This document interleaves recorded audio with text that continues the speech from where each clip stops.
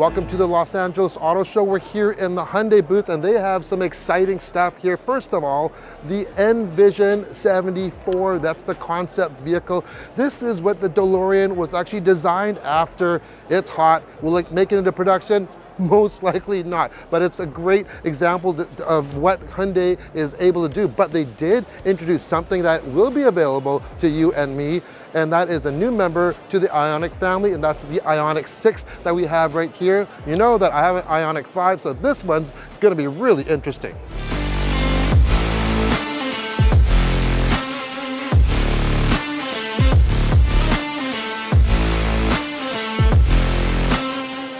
Of course, this is different than the IONIQ5, which this is more of a sleek sedan.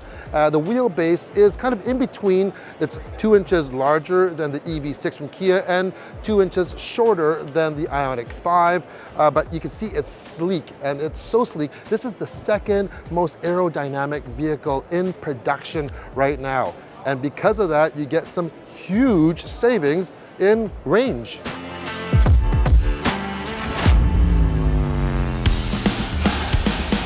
Check out the back. This has now become a signature of the IONIQ family, and that is the pixel treatment that this has. It's similar yet much different than the IONIQ5. You even have LEDs, pixel lights in this spoiler here, and everything is really high tech. You look at that shark fin up there, it's transparent. You can see all the electronics right through that. You will see pixels everywhere throughout this car.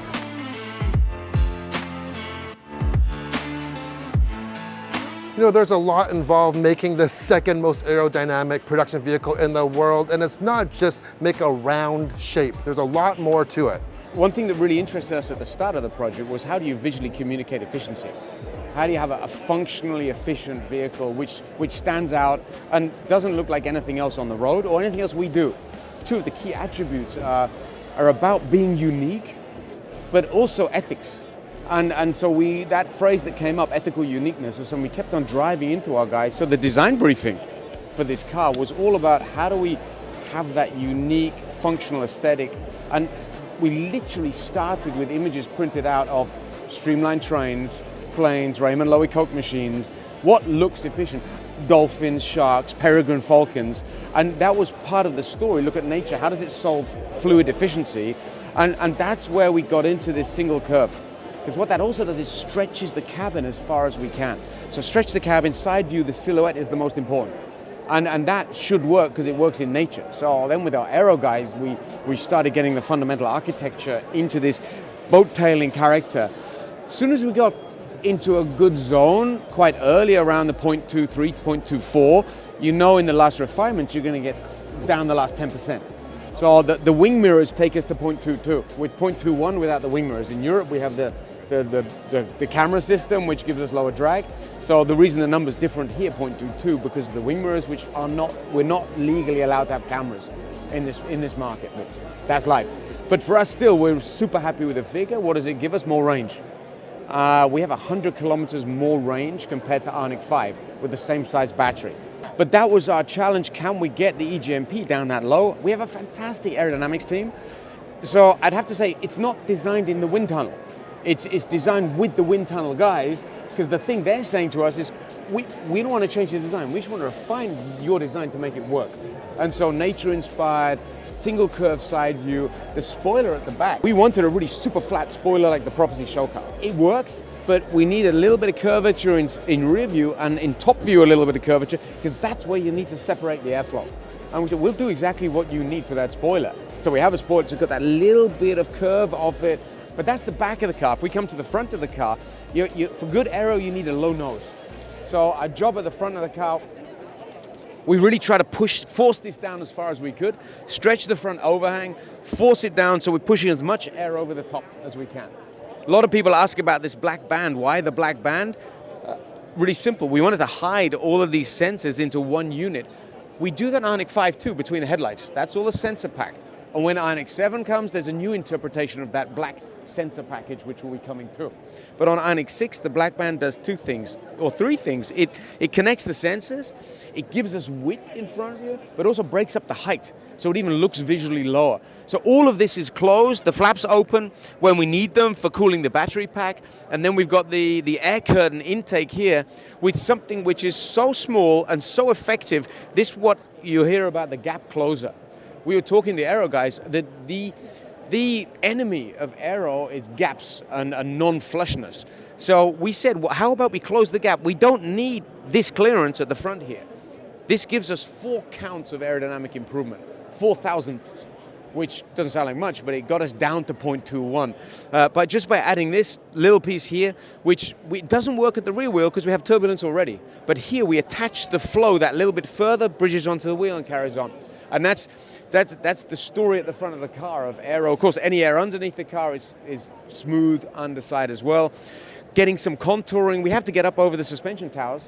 So we're going down in the middle, helping the air go over the front, and then it's attached all the way through. We got this beautiful, simple volume on the body side, but with this line, this curvature inside view, the single curve pointing down, we need then to counteract that with the curvature coming upwards as well.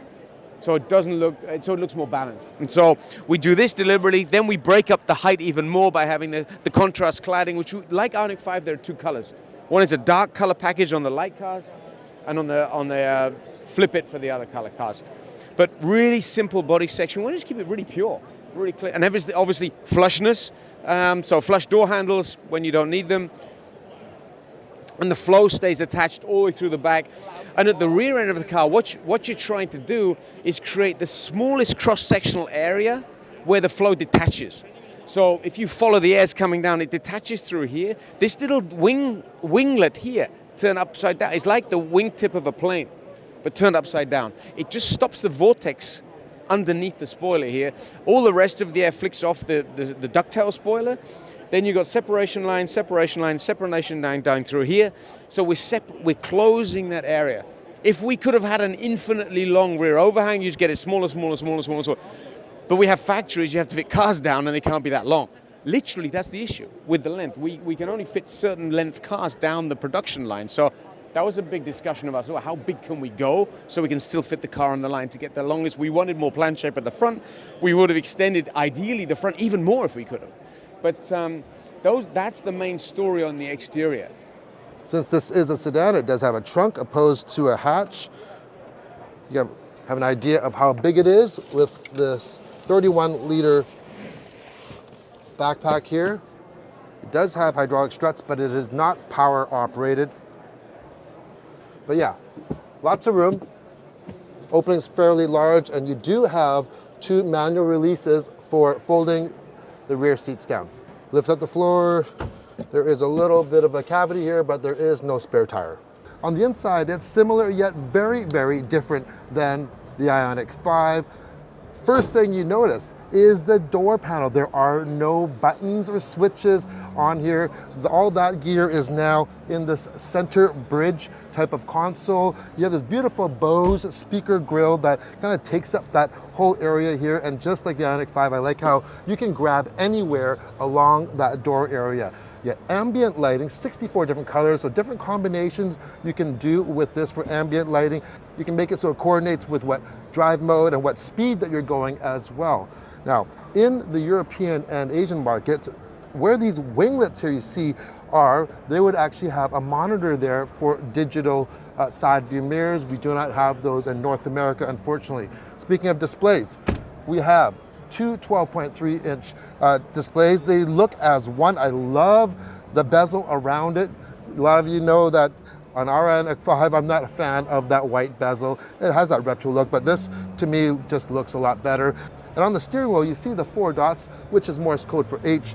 These actually light up, so look like 4 little pixels, and they light up according to what state of charge the vehicle is in as well. You have a large compartment underneath, like really, really big, kind of similar to the IONIQ 5, except this console is fixed, it does not slide. This really does have a more sporty look. Remember, this is a sedan, it's not like a crossover like the IONIQ 5. You do have a sunroof, it is not panoramic. You get a total of 5 USBs, 4 USB-Cs, and 1 Type A as well. Otherwise, all the other switchgear here for the climate control is pretty well identical to the IONIQ 5. Overall, this interior is just like an evolved IONIQ 5. It looks fresher. I think they did a really good job on this. And I can see some of these elements kind of filtering down into the IONIQ 5 and maybe future generations. Let's take a look at the back. All right, in the back, I'm just gonna poke my head out a little bit. It's a little bit dark back here. Complete flat floor as you would expect from this electric platform. Once again, very, very cool speaker grills, and the texture on the door panel is quite unique as well. It is a little bit smaller on the inside altogether because this is a sedan, it's not as boxy as the IONIQ 5, but this is really geared to a different customer as well. Maybe not so much for families, but maybe a younger attitude or younger demographic. These seats do not slide forward or back though,